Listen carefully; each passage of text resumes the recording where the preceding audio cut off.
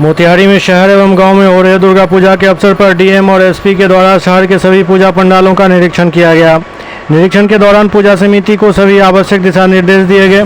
DM ने कहा कि सभी जगह हमारे अधिकारी होंगे, सीसीटीवी से निगरानी रखी जाएगी।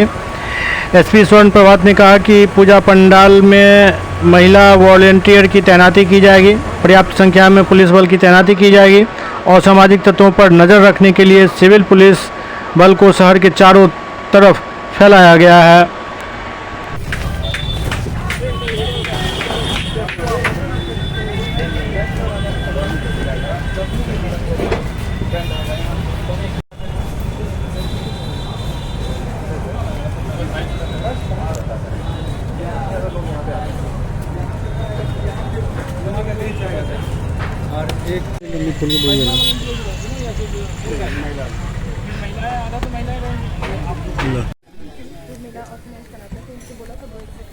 एग्जिट है आगे से है, एग्जिट है। हाँ, उनके लिए हम लोग एक एसओपी जारी कर रहे हैं कि महिला वॉलंटियर्स भी रखे जाए, ताकि जो महिलाएं ज़्यादा से ज़्यादा संख्या में आती है उनकी सुरक्षा का विशेष ध्यान रखा जाए।